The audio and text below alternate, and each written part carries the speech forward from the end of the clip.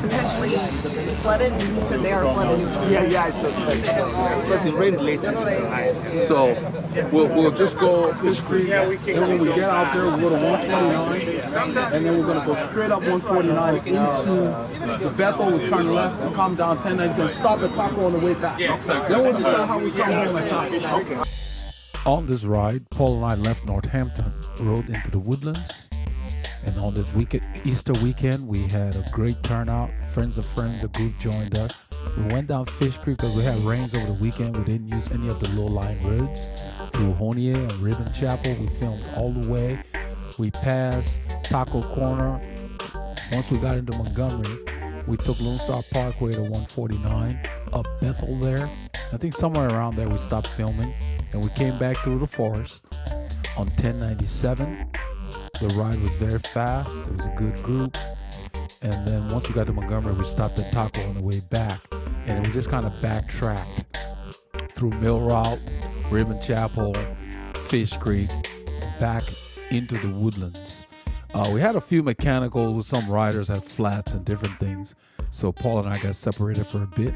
But we hooked up back in the Woodlands and wrapped up the ride. I think you will love the clips that we got. You get to see Maurizio show you how to pedal forever, basically.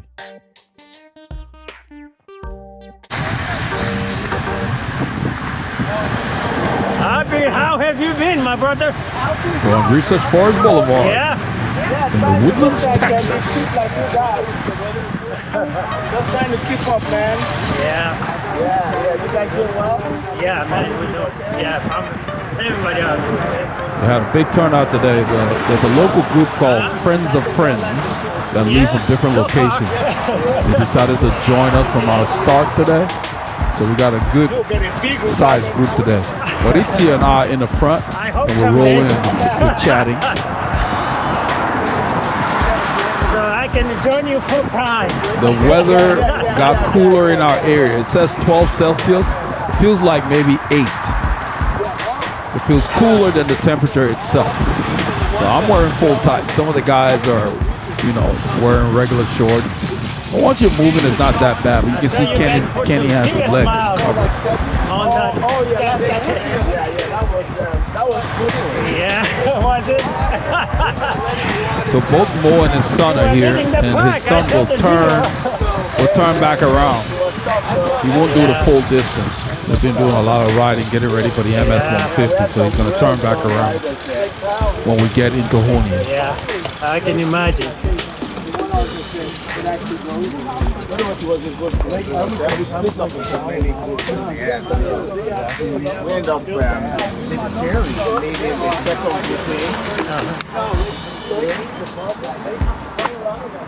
first group I told guys go and racing for the US team.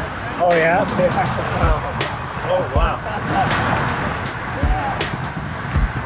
But we kept up with them for the first 70 miles. And then we split up. So the ride gets a little animated once we get out of town, of course. The pace is very good, very decent. And Mo is asking me up there while we're talking, how's this pace? I said, that's pretty good, because he's always concerned about how the pace is as far as making sure that we retain the core group, He goes and he'll take longer pulls and different things. So it was a very, very spirited ride, as you will see shortly. That's Mike Barreras in the stealth outfit on the right. Mike and his bike are both black, and he's got those lights flashing on the rear. I can do it again, but you need the preparation. I had put up a lot of my cold weather stuff, and then this front came in. I had to go dig in to find them. I moved things to the back of the closet once the weather starts changing. It's been warm the last couple of weeks.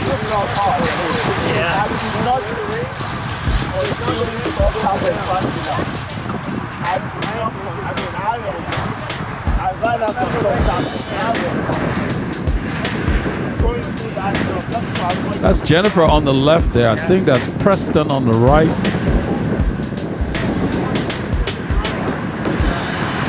And that's John Z behind Preston in the Chartreuse jersey.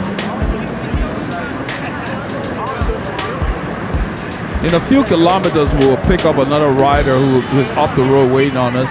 His name is Mike. I think they call him English Mike. I call him Classic Mike because he has like a classic bike, one of those classic steel bikes in excellent condition. And he brings them out from time to time.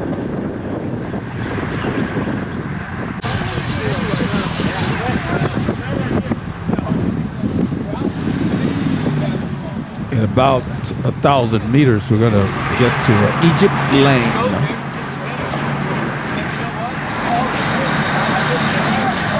There's John Z, his wife Jennifer on the side of him there. I didn't get the name of this gentleman here in the Rafa kit. We're turning right here.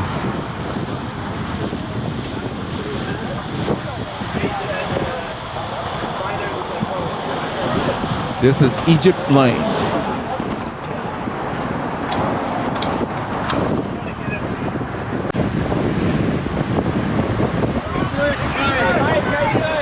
This is Mike. I call him Classic Mike. They call him English Mike. Mike has a classic bike, fully restored. Just in excellent condition. You know, the silver wheels and the chrome, all that. When he brings them out, they look the business.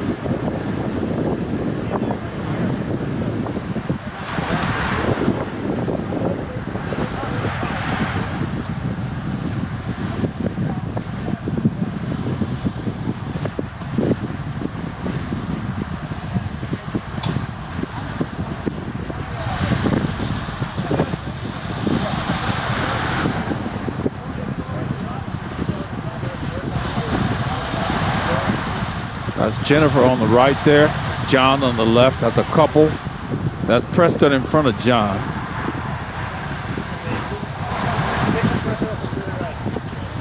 At this point, I'm going to go to push the pedestrian signal to make sure this light changes, because there are no cars behind us.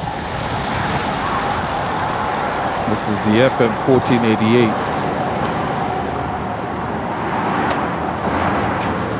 There's a car that comes in the right lane. I'll go ahead and wave him up. He's waiting on me. I just told him to go ahead and go. He's turning right. I told him to go ahead and go. But that will ensure that we get a green light in this direction. And the cool thing is, when you push the pedestrian signal, it gives you at least 30 seconds. So it's longer than the normal cycle time in most intersections, because they're giving pedestrians a chance to walk across. Good morning, guys. Good morning. So I'm going to greet the guys from Friends of Friends and just say hi to everybody. And most of these guys, I just know their faces. I don't really know the names, but I just wanted to make them feel welcome. I have some premature ventricular.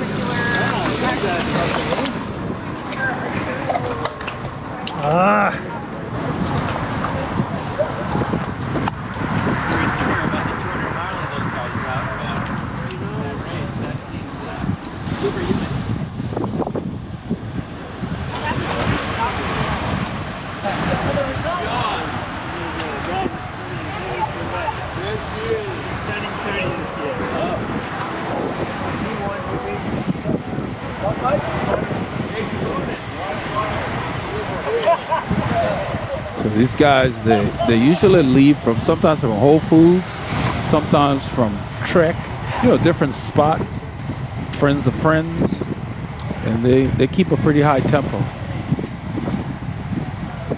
I'm sitting behind Paul and Mike right now, I believe.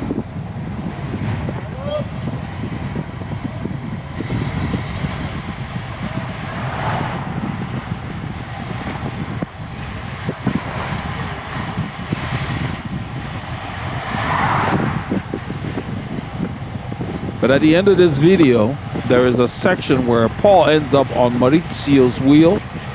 And I kept all of it because I want you guys to see what a pro level rider looks like when they're working.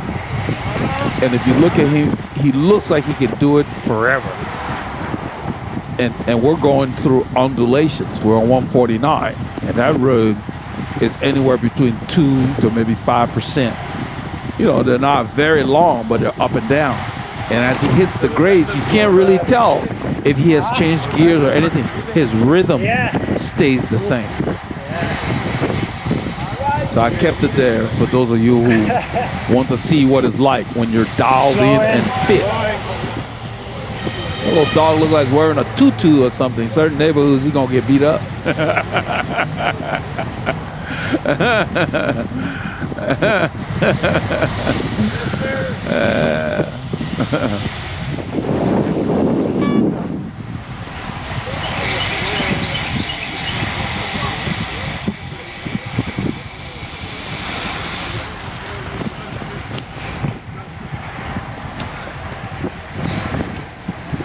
We're approaching the open road. We're taking the Fishcreek thoroughfare. We had areas like Huntsville has like 9 inches of rain. We have varying amounts of rain in the area, and so our low-level roads are flooded. On the Egypt, Johnson Road, we were going to go on those roads today, but we were advised that they were underwater, so we're staying on the high roads, Fishcreek, Rabon Chapel, and more referred to it as the traditional route. And so I'm going to save a profile for our traditional route on a route map. The courses I keep so that we can use that again.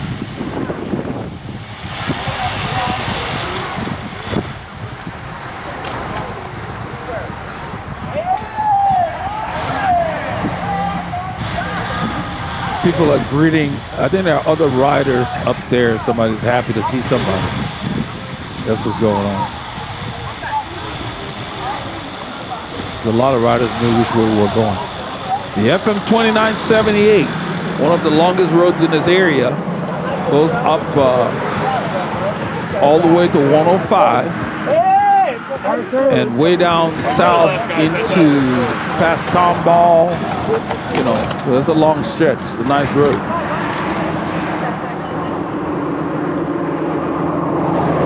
We hit the open road. Everybody's lining up, getting ready to start having real fun.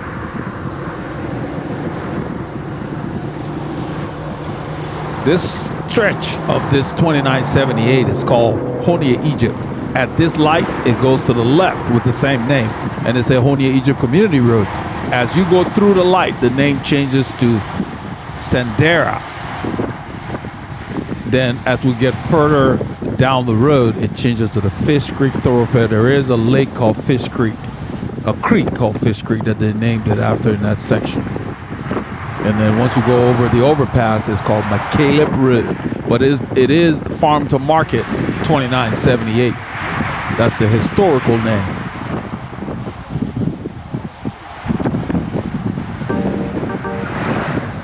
I rolled to the front here. I want to make sure I'm in this section of the clip because I was behind him for a while.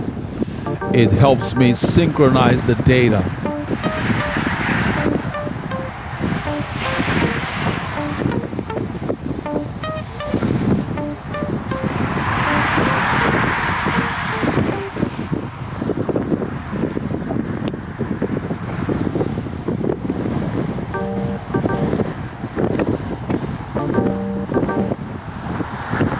So the weather changed a little below normal for us.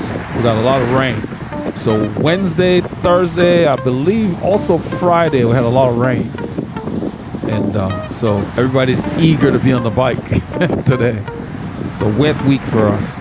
You see, look on the right side of the road there on that lane. The pavement is still a little damp. Even on this ride, the weather was spitting on us.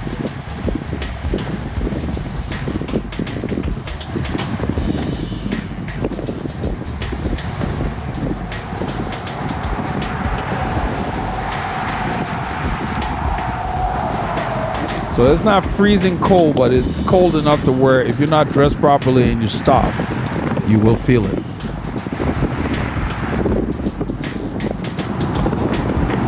The sun did not come out during the ride until we got home much later in the afternoon before it came out a little bit.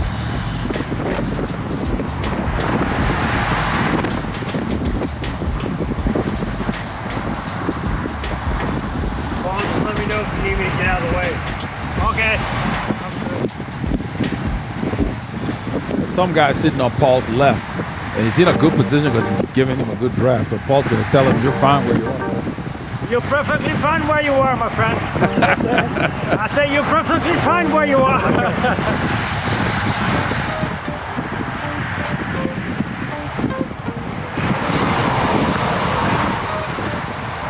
With the rain, and I had a crazy busy week. So this week for me was a rest week. Those of you who do serious training pretty much know what I mean. You still ride, but you're not really training. And you alternate the days that you ride. You're basically taking a mental and physical break off the bike. So on this ride, I really didn't push much. I just sat in. I didn't take long pulls or anything.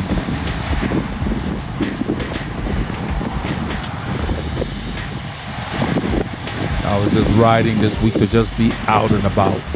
Just had a very hectic week, and I needed a break. It's been like 9 weeks since I've taken a rest.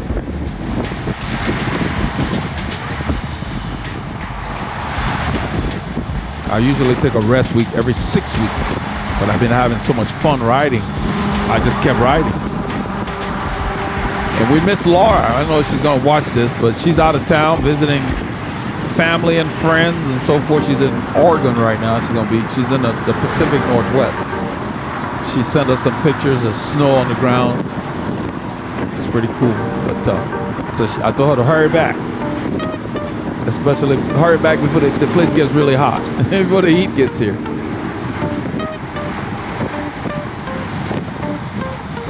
I had to service my wheel, the wheel I'm riding here. On this ride, it started ticking on me when we were in the forest on a 7% climb. When I really loaded it, it was ticking. How's this fit? What is that, Mo? Yeah, Mo was asking me how the pace was. I said it was fine. So, that's why you stayed near the front. So in the forest, once I loaded the wheel, it started ticking, and so like I said, noise means something's wrong, all the time. So the free hub was loose, just needed to be, retightened. And if you don't sort that out, you can damage stuff. It was hard to see visibility. It was pouring. The rain was strong. Yeah, Paul's talking about the rain. I was telling him that certain areas got a lot of rain. We're using Fishcreek because all our other roads are underwater right now. Huntsville got 9 inches of rain. That's a lot of rain.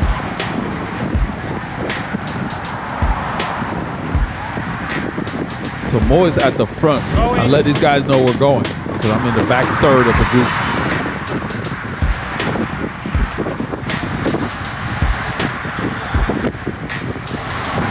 But once I serviced the hub, I took the wheel out on Sunday after this ride, late in the evening, and it felt so much better. Like this feels like.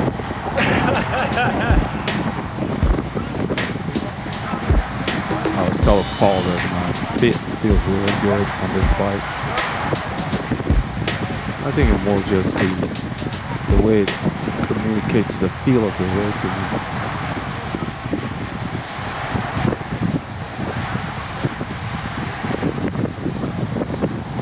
I want to give a shout out to Peter Tenard from Creekside Forest area, one of our local legend cyclists.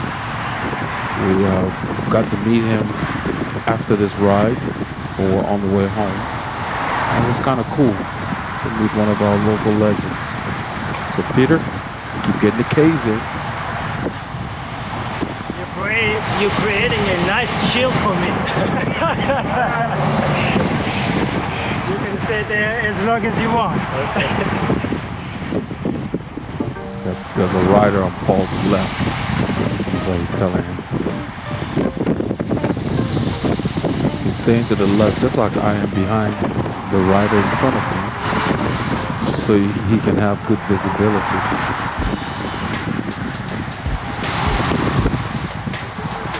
So I took Sunday off after this ride, since it was my rest week. I rode every other day this week. And the week after this coming week, I'm going to get back on my regular training plan.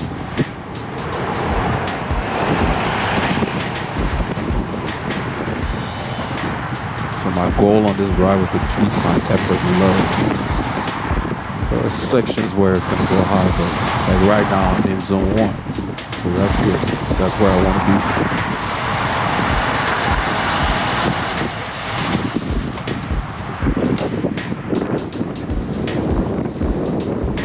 That's Mike on the left on the blue bike. English Mike, I call him Classic Mike.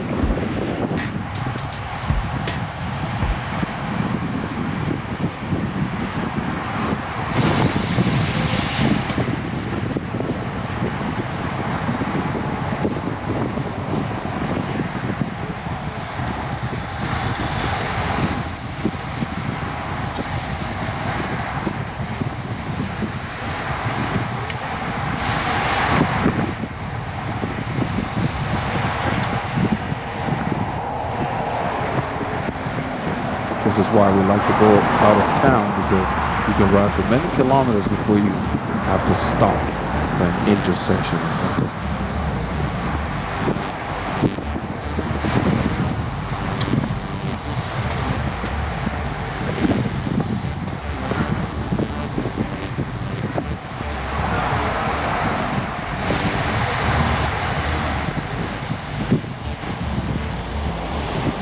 Red light ahead. It's a short light usually, but I think we had to stop.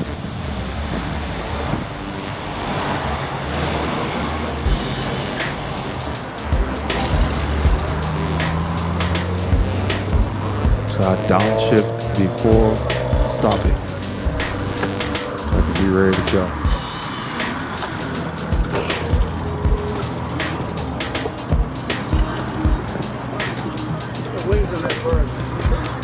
Huh? Heart rate 156.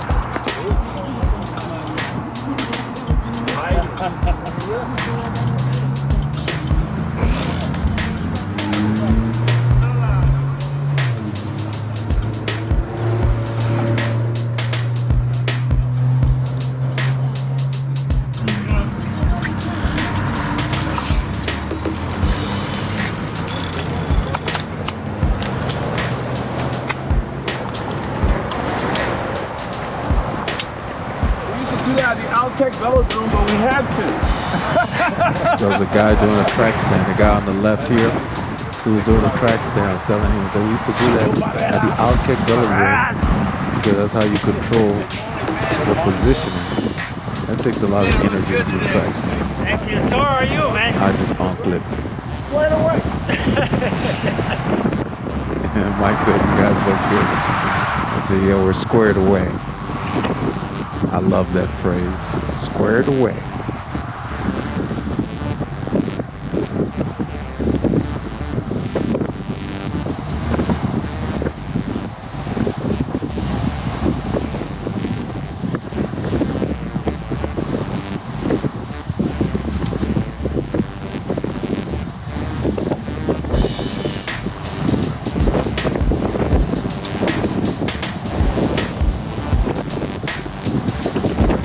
Has increased.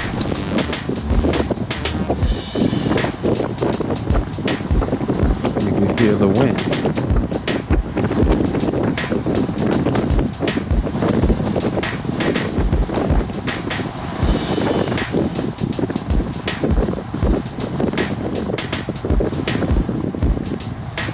And you see how tight the line is now. That's how you know we're going faster. We're working harder. Besides the fact that my heart rate moved up to the top of zone 2 from zone 1.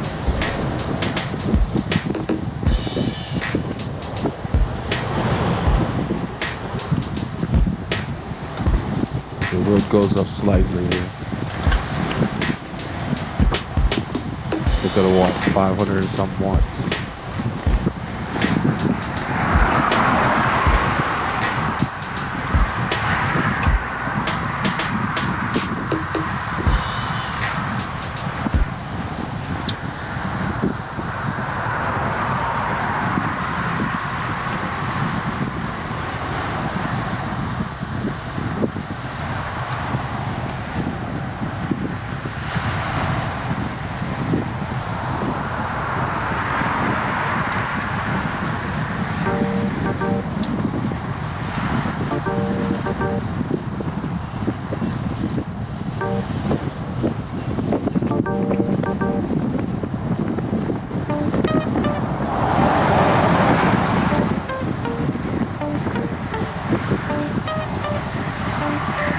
nice, tight, long line.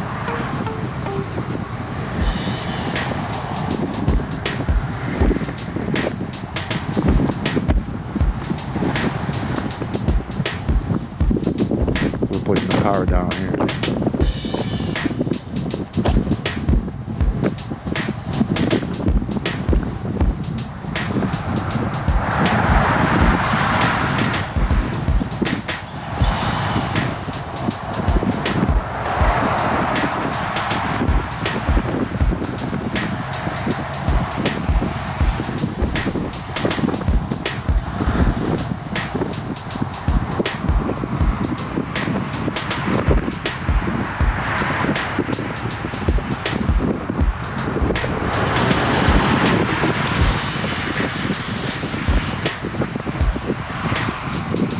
We're gonna hit a few rollers before we get to the overpass.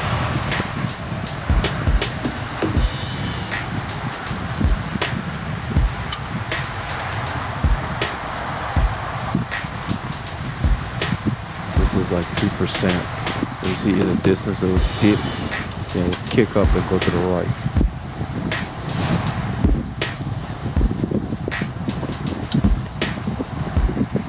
When the group is this large, we are not, you notice we're not riding the shoulder. The group is too big. We're using the right lane. This is the cleanest patch where the tires of these cars roll. The road goes up here again.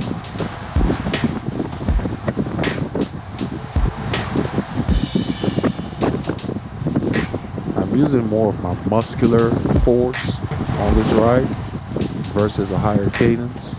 I'm staying in the 80s mostly.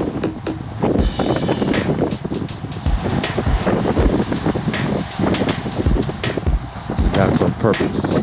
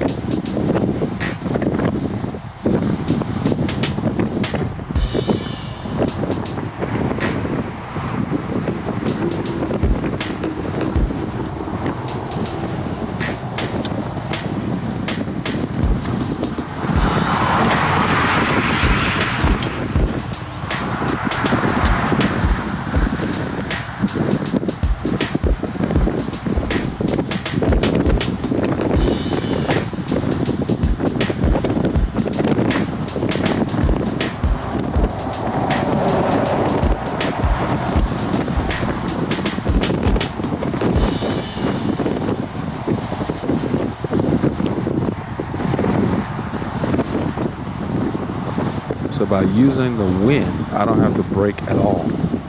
I drift to the right, I let the wind slow me down, wind and friction, and the road's rolling back up a little bit. There are some riders up here that these guys already know. They're gonna greet them and they'll join the group. There are a couple of riders. I don't know if the camera will pick them up when we meet them, but they're on the right. So right around here, they'll join the group. We're approaching the overpass.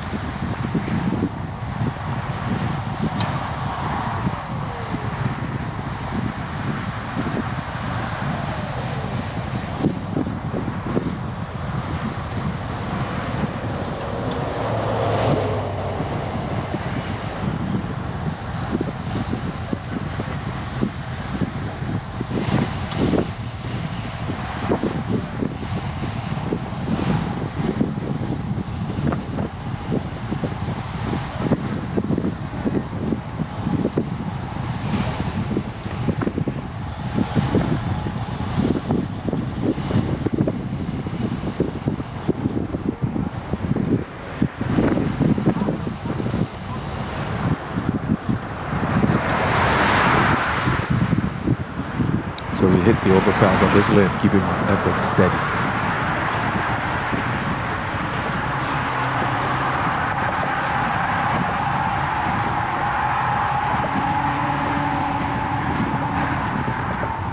500 watts. I remain seated, just power picker gear in the 80s mostly, 75 to 85 is my goal.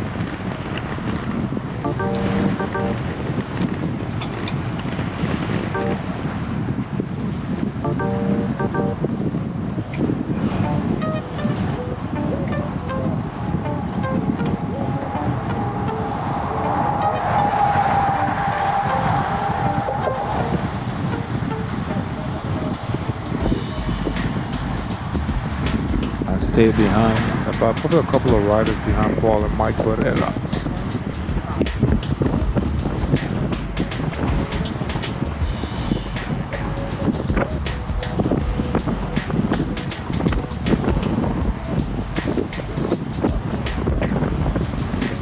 We're going to be turning left on Capitol Hill Road that's coming up.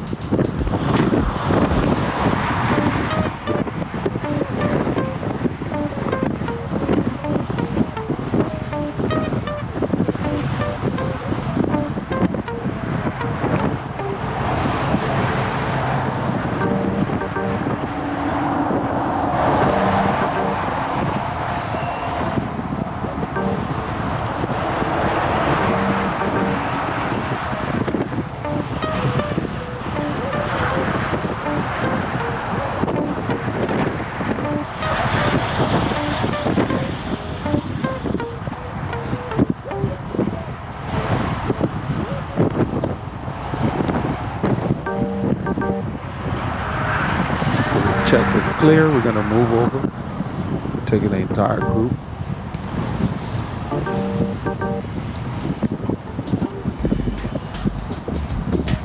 There's Mike Beredas on the right up there. I'm probably 3 or 4 riders behind he and Paul. This is one of the riders that we just picked up. She's in all black.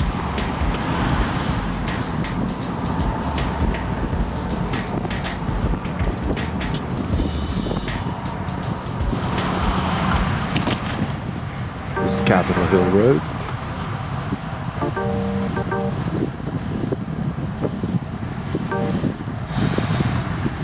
There's Abby.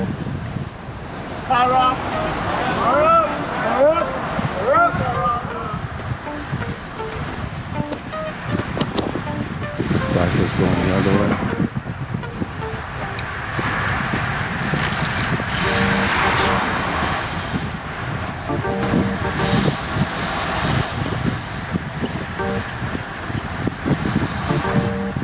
This is Preston right here in the black and chartreuse.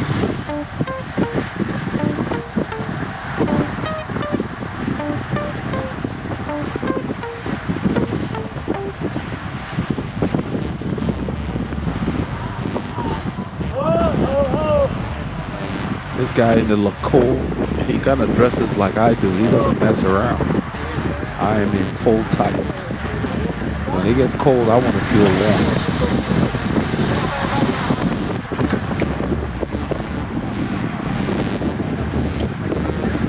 So is Preston. Preston's in full tights also. If it's going to stay below 60 for the ride, I just put on tights. 60 Fahrenheit. Which is about 15 or 16 Celsius.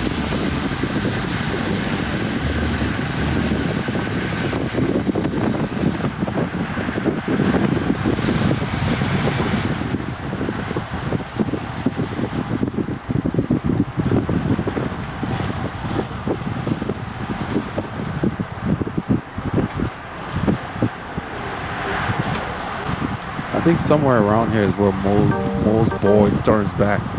He didn't want to go as long on this ride. I was talking to Mo later. We talked a little bit about it. He has a running background. He used to run, I think, cross country or something like that. So he's an athlete. He's just starting new in cycling.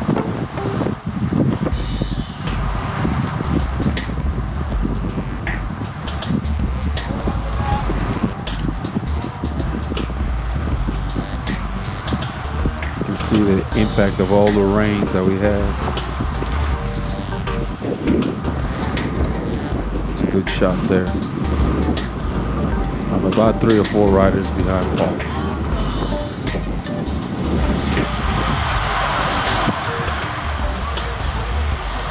Rabon Chapel Road. Just outside of Honia, Texas. Headed towards Montgomery, Texas. In about a kilometer, we're going to come by.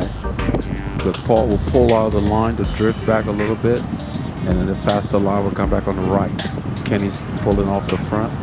Somewhere around here, we're going to come by.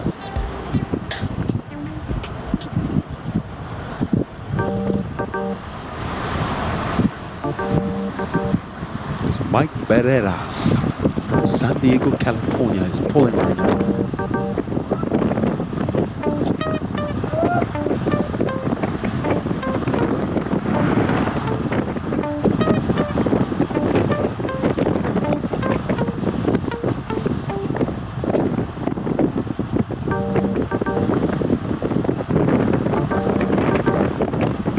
Hear that wind. We are going into the wind and it's poundings.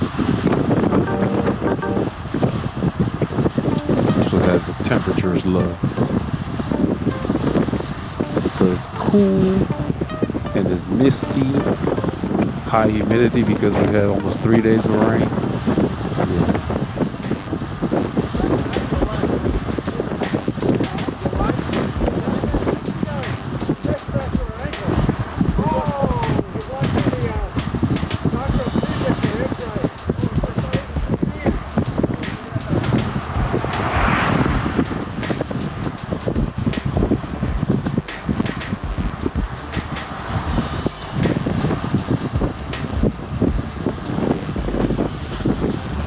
Mike pulls off the front.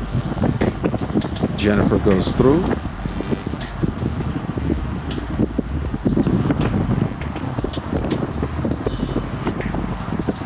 I'll stay with you.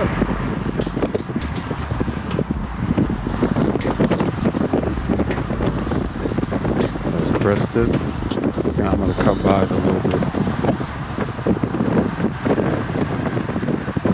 Abby, there I am. We're moving through. You see how Kenny passed Mike on the left, and this rider, Chris, went on the right. When you're in the group, riders can pass you left, right, wherever. So hold your line. If you're going to change your line, it is your responsibility to check. And you don't do anything drastic. You kind of drift or glide. Use your hips. So everything you do is gradual. And you can always make smooth corrections.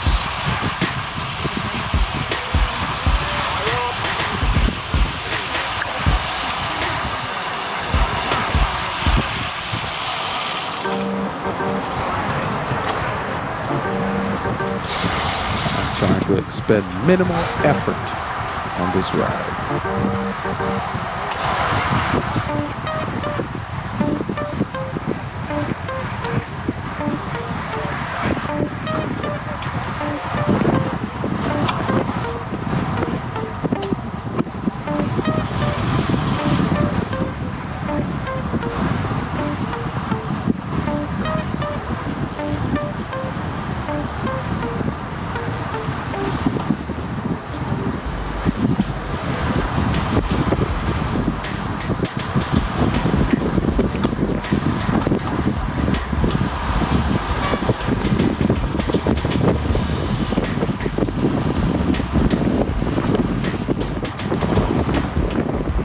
Nice long little climb.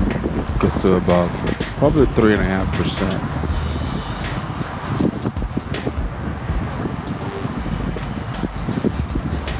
I remain seated and keep my effort even.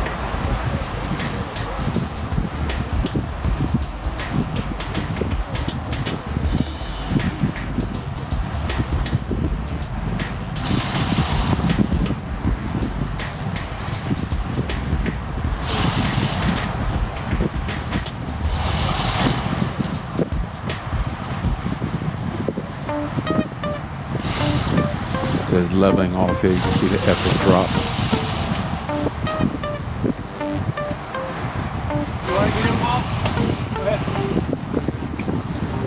Mike's letting Paul get in the line.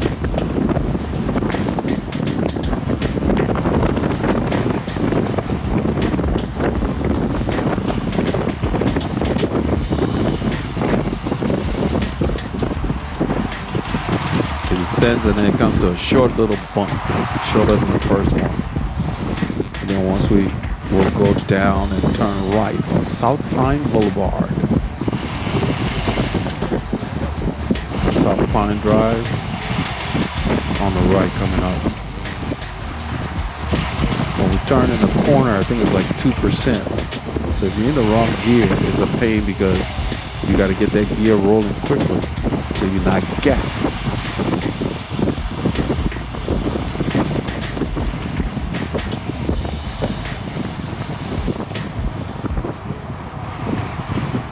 Right there, I turn, I'm gonna stand. That was a crit. I would have shut the door and ran. You, the guy behind me. Mike Pereras. He said that way a crit.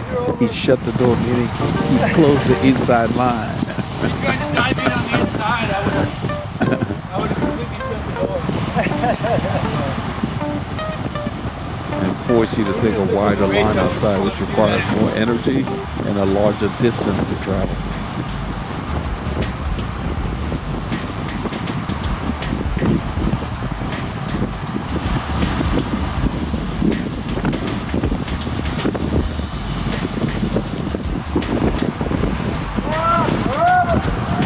We'll let them know there's car up because that corner sometimes people can take it on the inside.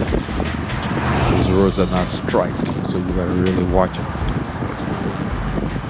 Somebody twisted a screw up there, so I'm gonna spin whatever gear I'm in. And since this is flat from downhill to flat, I raise my cadence. So you ride differently on the flat roads versus on the climbs. You've got to be able to do both. And all I'm doing is reading the patina of the road, looking for all the smooth spots. And Mike Barreras is doing the same thing back here. Just gotta move between, just use your hips and glide.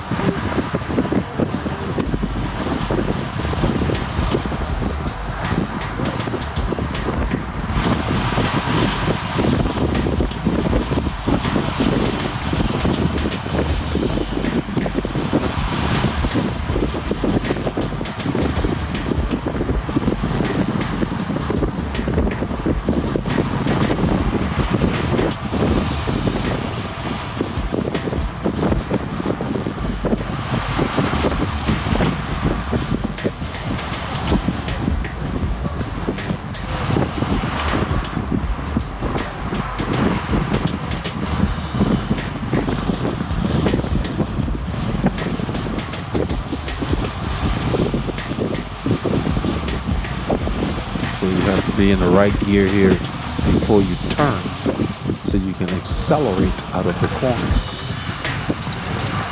Right here, you'll see my cadence go up because I want to make sure I expend the right amount of effort to stay in the line.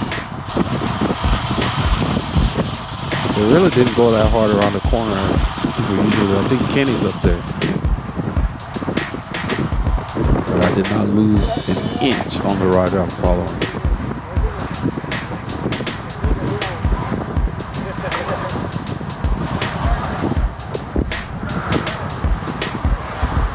There's a different dynamic in a large group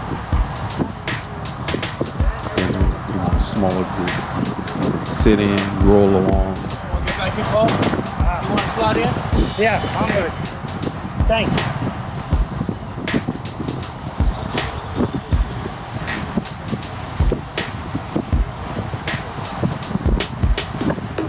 There he is. Third one. Third one, I'm going to tell John to get in because there's a car coming. Third one, Rommel, the Desert Fox.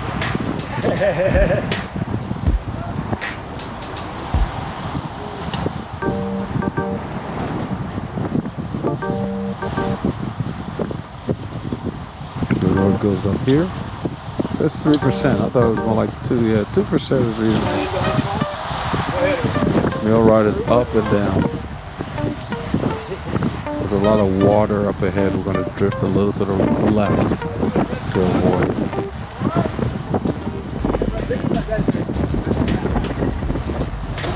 There's always water on that corner.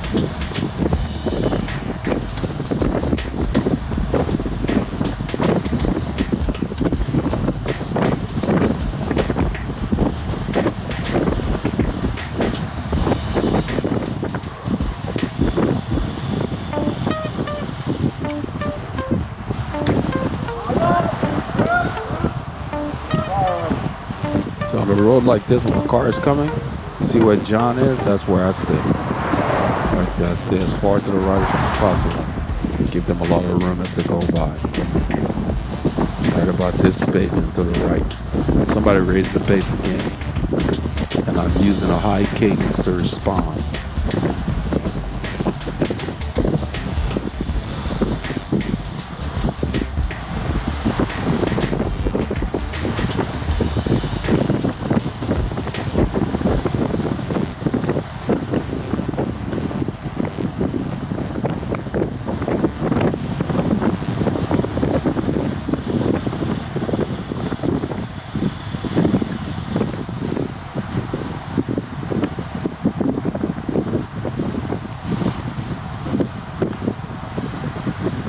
That position allowed me to see all the way through the bunch.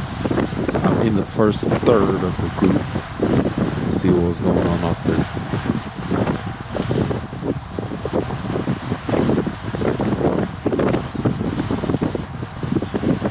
This is in a large group. This is kind of where you want to stay, towards the front of the group, so you can see what's happening. You can go with moves instead of being way at the back.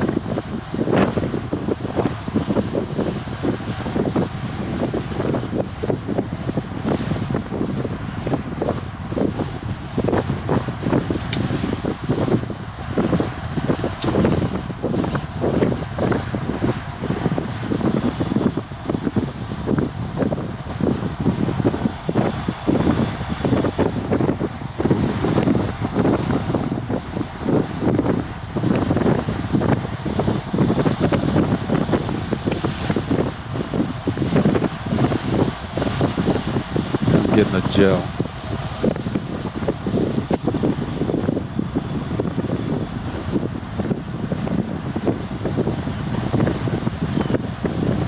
You shouldn't have to wait for the stops to eat or drink or whatever it is you need to do. You should be able to do it on the bike. Whenever it crosses your mind, throw something in the tank. Because the reason it's crossing your mind is because you need to. We're going to be turning right to the FM 2854. We're right outside of Montgomery County, Texas.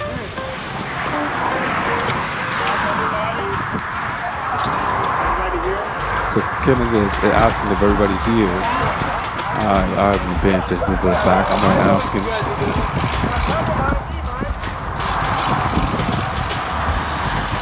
Everybody's pretty much here. Ask Paul, he said he wasn't looking.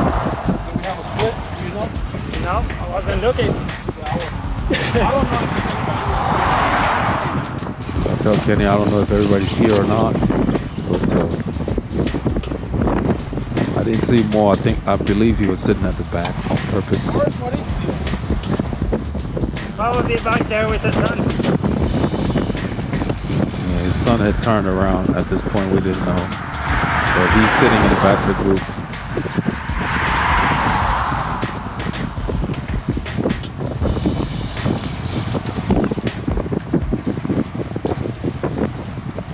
at the end of this ride, you will get to see more on film on how he rides those climbs, or the little rollers into the wind.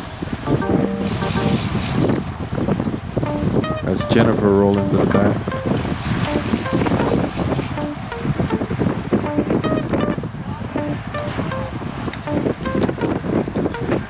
That's Abby. I tell you, my brother from another mother. Abby's a character.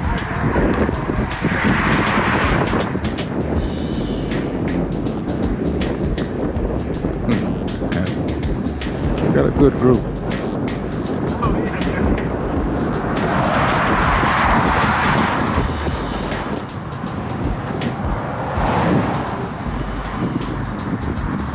So Mike Pereira's pulls off the front. He got up there just to keep the impetus of the group. When we turned on that curve, nobody wanted to go through. Kenny was asking if everybody was together, and Kenny had been pulling. So Mike Pereira's just went through to keep the group's impetus, keep the group moving. And after accomplishing that, he's pulled off. Kenny gets to the front and raises the pace.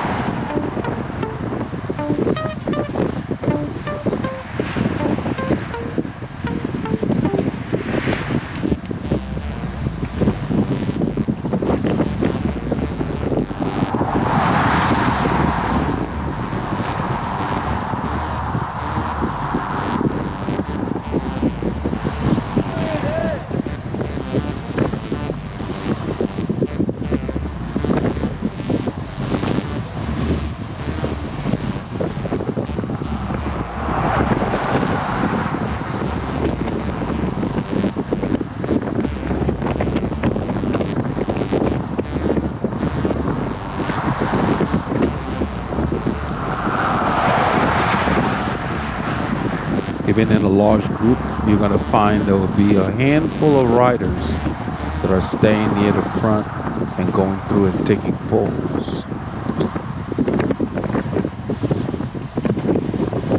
Because those who want to really do the work, they stay near the front. We have a lot of mist this morning.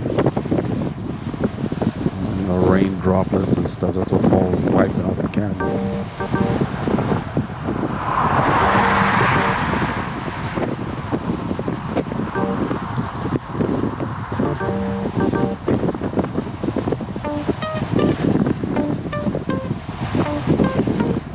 This road is a ninja grade.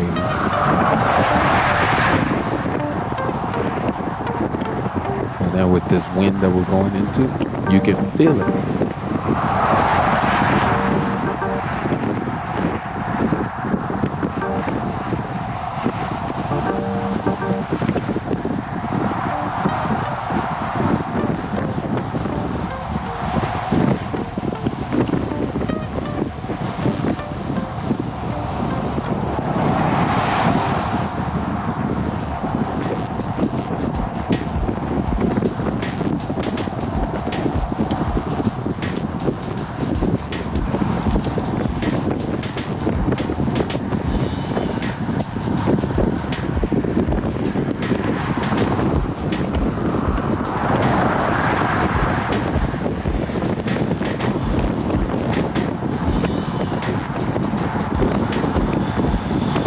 Normally we go a lot faster than this on this descent. I check my mirror, there's nothing in the main lanes, so I'm using the road to kind of catch the wind and slow me down as Kenny pulls us. But because we're going into the wind, we're not descending as fast as we normally do.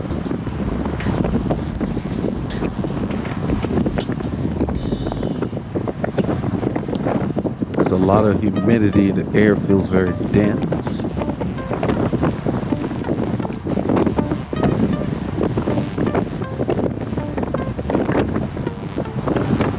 It seems to require a lot of effort to get going.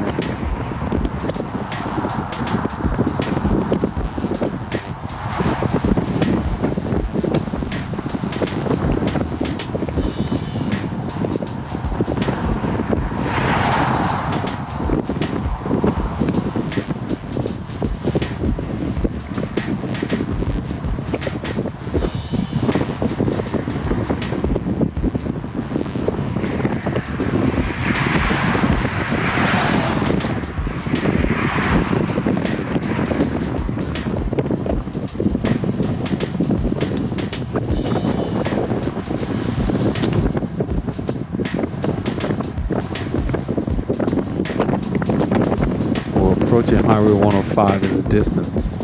We have entered Montgomery, Texas. The city of Montgomery, Texas. Within Montgomery County, Texas. Downtown is about 5 kilometers to the left. 3 miles.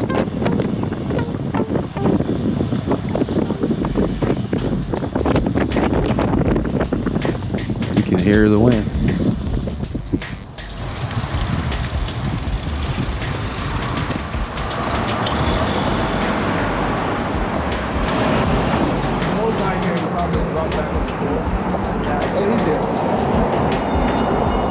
Topo Mo's here, but Mo is here.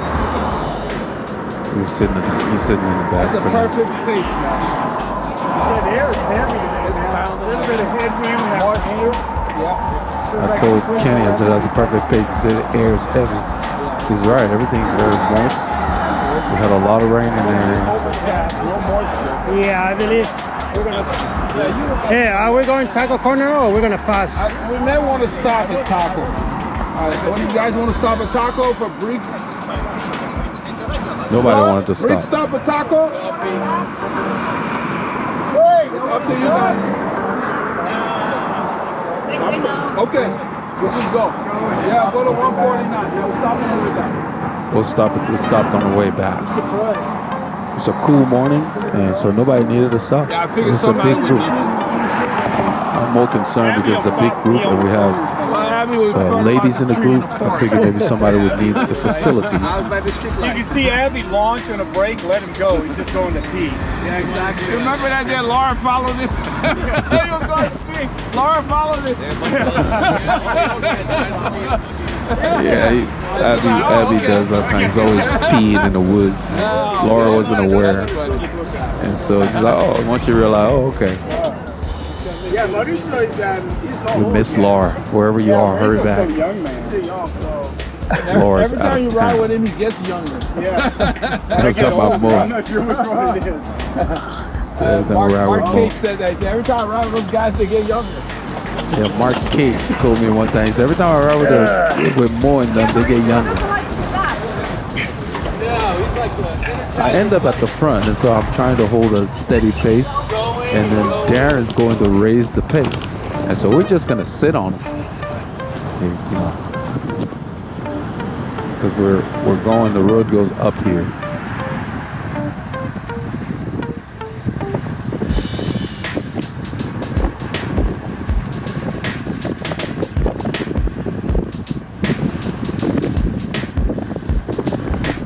If I ride around 280 to 350 watts. I'm actually watching the watts here because we're going up the hill and into the wind here. I think this goes up to almost 3%. It's nothing vicious, it's gradual. So I just keep it steady, and then I guess it's not fast enough for some people.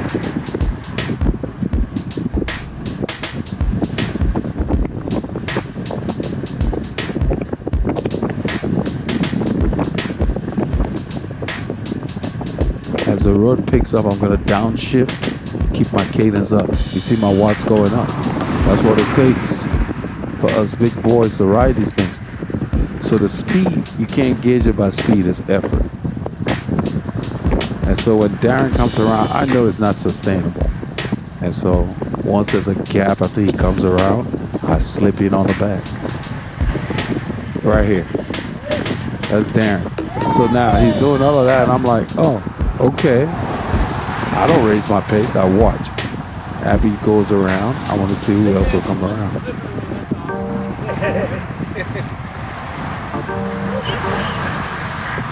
Terry asked me, Jennifer asking who is he? They don't pace themselves properly, and then in the third hour they get dropped, and they want you to wait for them. So I'm on the back there. You can see my watts. We ride up to him and just sit on his wheel.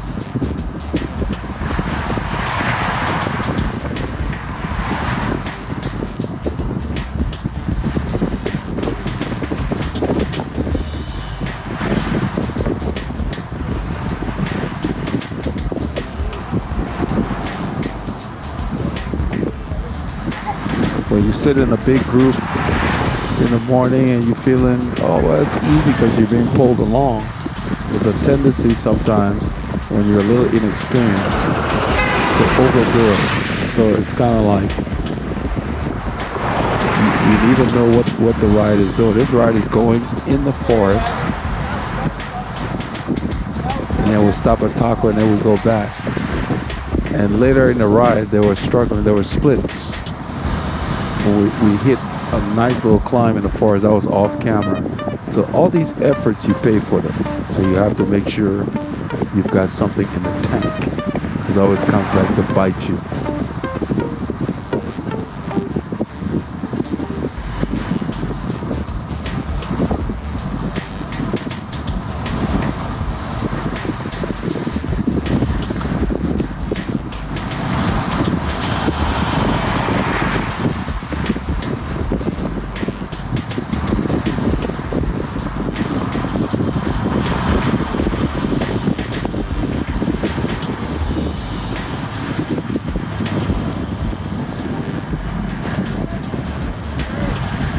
Going straight. Taco is on the right. We're not stopping at Taco.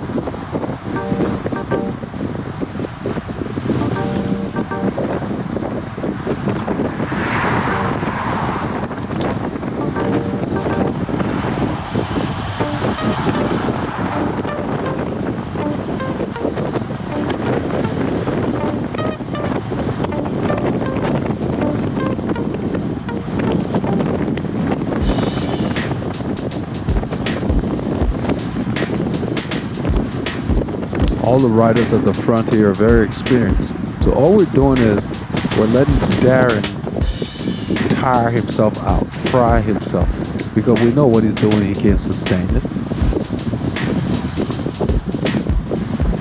So we're just gonna sit on his wheel till he decides to get off the front. No rider will turn down a wheel.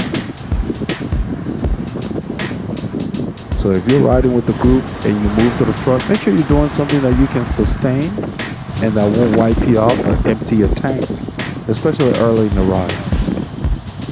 You always have to save a little something. You never know when you might need it. There's a big hole over there. The waters have washed it away. This is 149. We're in Montgomery. We're leaving downtown now. We're going out towards the forest.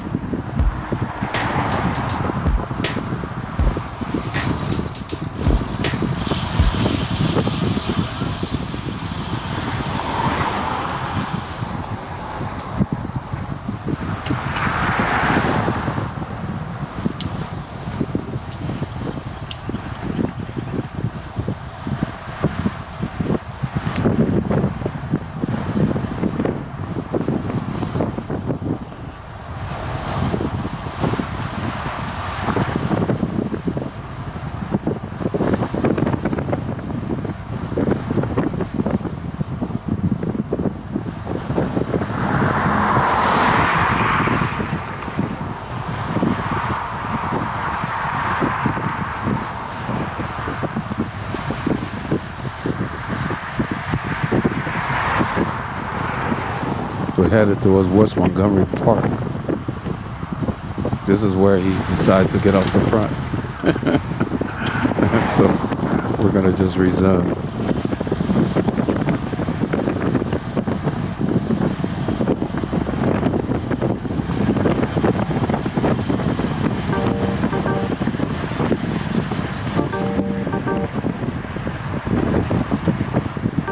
So if somebody gives you a wheel when you're in the group, take the wheel. Nothing wrong with it, especially on the long ride.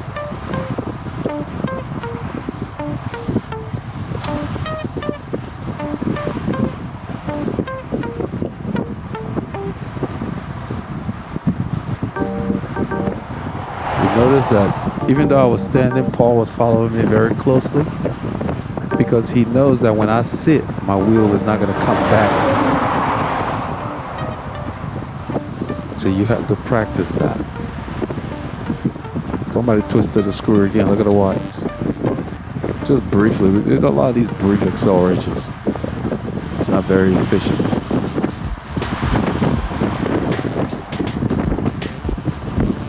But that's what makes you strong. There are little intervals. As Kenny gets on the shoulder. That was Abby at the front. In a little bit, some rider will come up on his time trial bar. He's riding with us. He comes up on the time trial bar and sits in the main lane. He rides up to the front and then he passes Kenny. So we just sit on his wheel for a while. And by the time we left the forest, it was off camera. He had gotten completely dropped because Paul had an issue with his mud guards. We stopped twice to deal with it before he caught up to us. So he was riding alone after we got to the forest. So he paid the price for what you're going to see, even though you don't see it when he did. There's always a price to pay. So you have to know what you're doing when you make moves that don't make sense. Here he comes. He ended up getting dropped in an hour. I see him as he comes up. I'm like, we're going into this wind up the hill. And he's unfamiliar with the area because when he finally came up to Paul and I, after we've been messing with Paul's mud guards, he was asking whether we were with the group and whether we knew the route, admitting that he did not know the route. So you don't know where you are. It's a strange area to you, and you're going to sit in the wind like that. So he's sitting there. Kenny's looking at him. Okay, what are you doing? Then in a little bit, Kenny's going to take the wheel because why not? Why fight the wind when you don't have to? So right there, you'll see Kenny will get behind him because he doesn't get on the shoulder. And it takes me a while to decide to get in the main lane behind him because I'd much rather use the shoulder. The shoulder here is nice, is wide enough. Why not use it? We got a lot of fast traffic. He's still in the main lane. I don't know if Kenny's on his wheel yet. Yep, Kenny has taken his wheel because Kenny knows that if you're going to give me a wheel, I'm going to take it because we got a long way to go. I stay on the shoulder for a while before I get behind them. I join them from time to time in the main lane and then periodically go back on the shoulder. Right there, I join them. I know this area. You don't need to waste energy out here because we're going straight up 149 and it's just going up.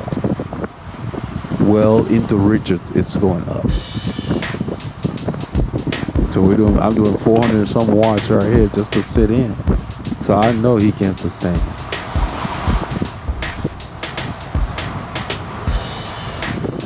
And what's going to happen in about probably a kilometer or so, maybe 2 kilometers, he's just going to run out of energy and all of a sudden he'll just stop pedaling.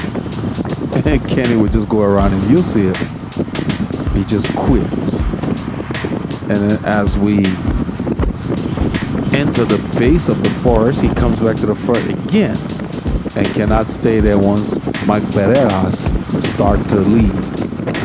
You know, he should have just sat in the back. It always seems easy at the back until you get up here and that wind hits you.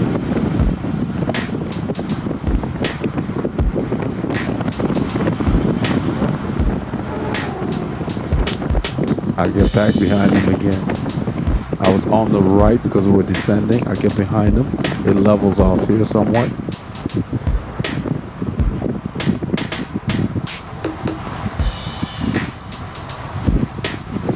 That white line is not just a line. There are little bumps in there, little ripples that lets you know you're leaving the lane. So that's why I cut across it quickly. I don't want to ride it like rumble strips.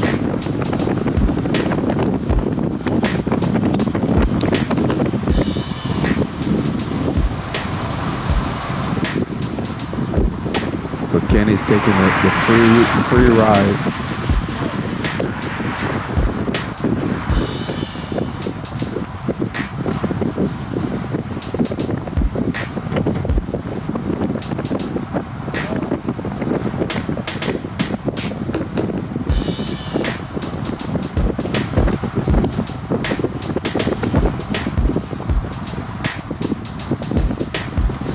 Somewhere around here he will run out of energy. The legs will quit. I mean, his speed just drops.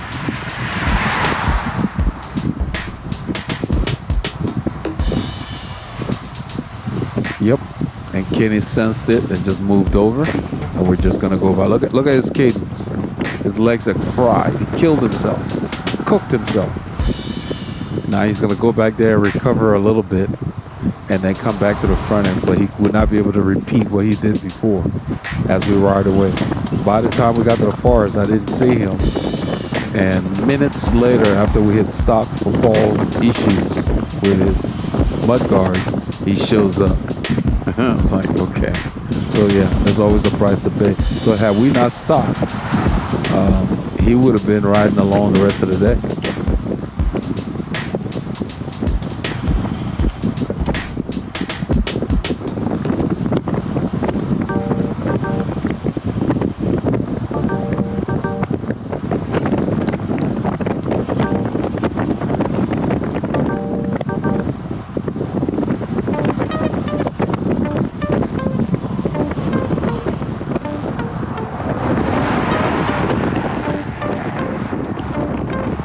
So if you're pulling and somebody comes by and they're going faster and you can get on their wheel, take the wheel. There will be other times to pull. I do enough pulling when I ride solo. I'm pulling the whole ride.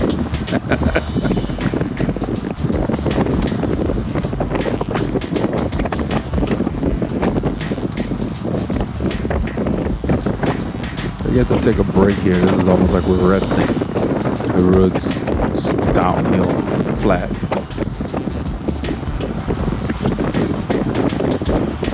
Mostly soft pedaling.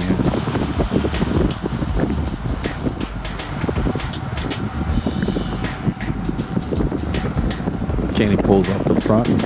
So Mike takes over. And right here is downhill and then it's going to kick up. Now the guy who just quit is going to come back again. I'm looking at him like, please. And that's how they show their inexperience. What are you trying to prove?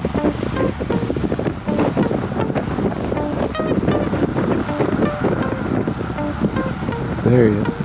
A second ago, he was pedaling squares. Now he comes back. Look at that road. You see that road? Watch. He's going to go right back where he came from. He's not going to even make it to the front. I mean, look at his body language. He's putting everything into that bike, and it's not going. I'm looking at it. I can see him. And I know this road. You see the watts going up? This road is, I mean, it doesn't, he right there. He bit off more than he could chew. So you show your inexperience when you make moves like that. So when you do that, make sure you got something left, because, you know, he just emptied his tank for no reason. It's a long ride. Some riders do that to show off. I don't know what he was doing. On this route here, you don't have to be at the front to work. Everybody's working. I'm sitting behind Mike in the 300s. You notice Mike didn't stay that long. I'm going to pull through. I won't stay that long either.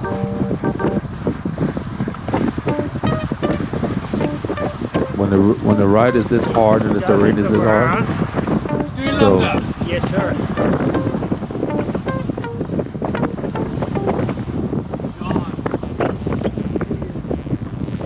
I downshifted.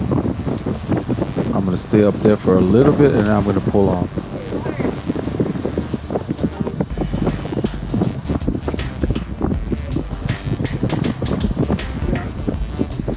Yep. Because when it's hard like that, you don't need to sit up there too long. This thing is between, I guess, 1% and 3%. Then we're going into the wind.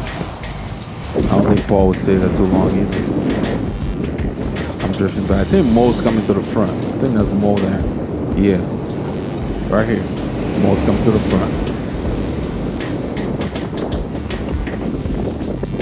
And this is where I want you to pay attention to how Mo rides.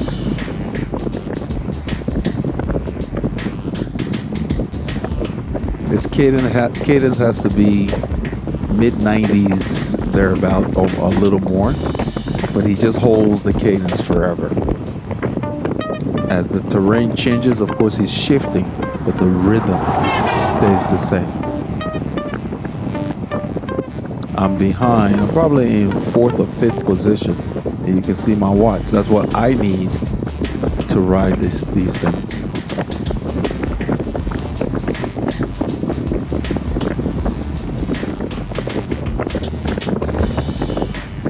And this is not as low as Mo normally gets. He's intentionally keeping his torso a little further up. Plus, you know, this is up and down. This area here, I like coming out here actually. You come on 140, now look at it. You just work. Look at the distance. But when you see Mo here, Mo looks like he can do this all week. That's exactly what I told Paul. I was following him on the way back. Somebody had a mechanical, so we backed up, and I just kind of spun, and they caught up to me, and I was on his wheel, and we're going down Fishcreek, and I didn't plan on going. I mean, he was just like that. Just it looked like he could do it forever. You can see as the road goes up. I'm sure he's shifting, but his rhythm stays the same. His cadence is just makes the road look flat. There's a lot of debris on it. I told Paul he was crazy to sit on Mo's wheel that long because, you know, Paul needs somebody taller, but, you know, he said he was feeling good. He had good legs. Mo looks like he was adjusting his brakes, adjusting something.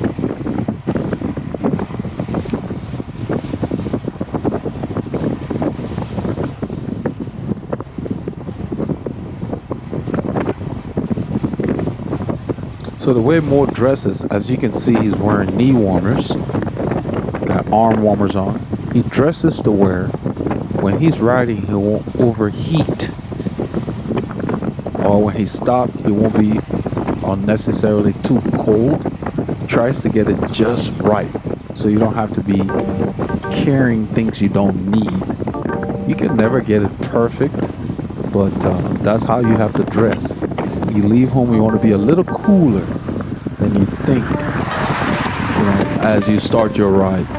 If you start your ride and you're hot at the beginning, as soon as you clip onto the bike, then you're wearing too much stuff in cool weather.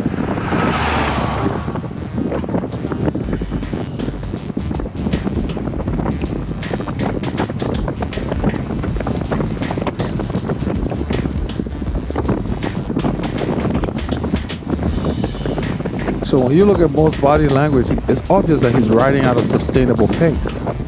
I mean, only his legs are moving. He's not searching for power. This is hidden forest road that we just passed.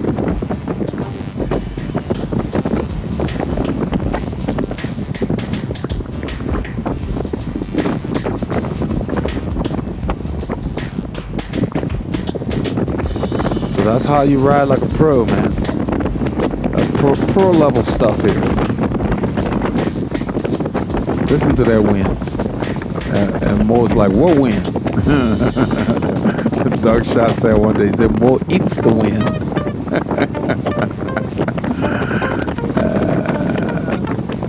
Yeah, that's almost 100 RPMs at least.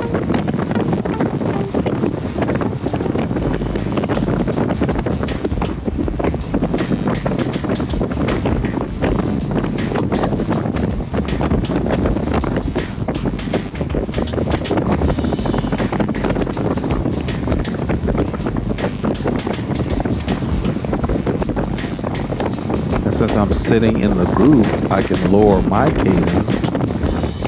You know, sometimes not even pedaling, depending on where I am.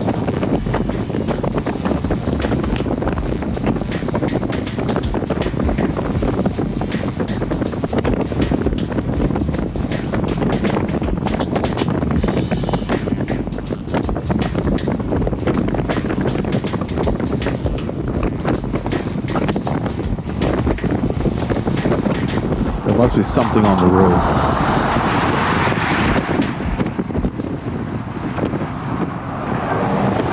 Yeah, that's a cone. You notice there's no yelling, none of that foolishness. You just point. I'm right behind that guy in black, I believe. Yeah, this is where John started having mechanicals. So he said flat, Mo pulled out, but then we didn't hear it. So I don't know why we were slowing down. We didn't know why we were slowing down. Who had the flag? It's John Z having trouble with his rides a tubeless setup. He ended up having to put tubes in there. That's the thing about tubeless. If you got to put tube in it anyway, what's the point? Keep moving. So, yeah, I believe so. We're going to try to find a place to stop. At this point, we don't know. I don't know if they had a flat. In a little bit, he's going to pull off out of the group. I think John is in front there. So even though he had a flat, because it's tubeless, it didn't completely go flat. It's just getting gradually softer. That's him in a chartreuse jersey. He's riding on lower pressures than normal. He ended up at the taco having to put a tube in the tire. So he couldn't, the sealer would not work. I don't know, we didn't know what was going on. So Mo's gonna go back to the front and resume. Paul gets back on his wheel.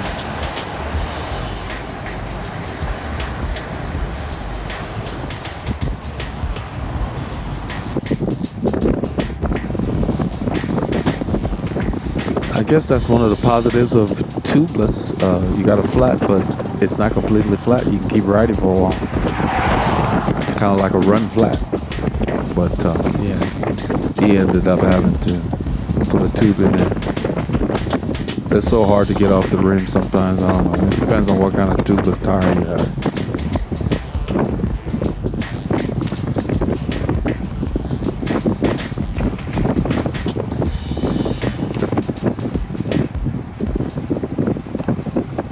So this is a master class in how to ride a bicycle.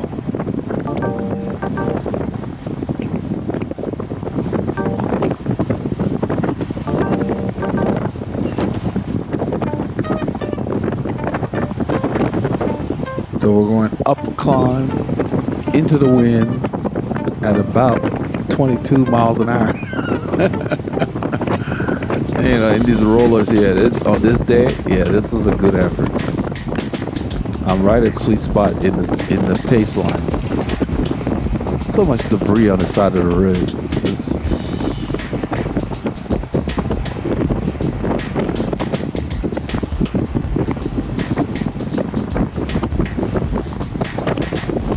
So when your fit is right and you've worked at your craft, that's how you look on the bike. Poetry in motion.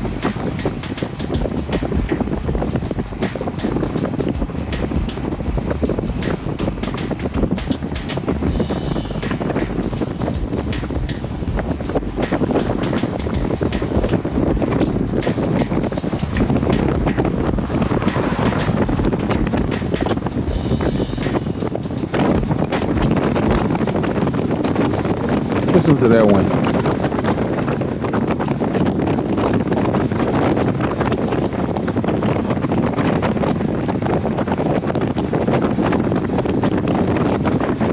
Almost 26 miles an hour into the wind, pretty much on a flat road.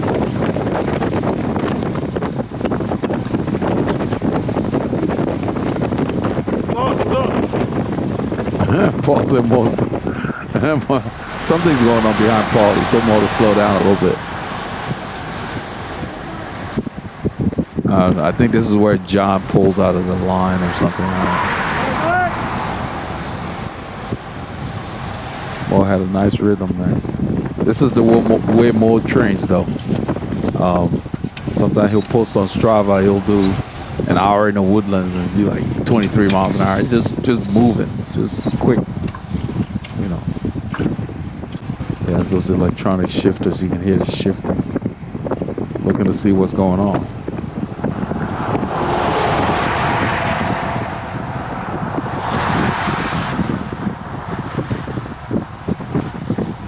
So you have to focus on your fit.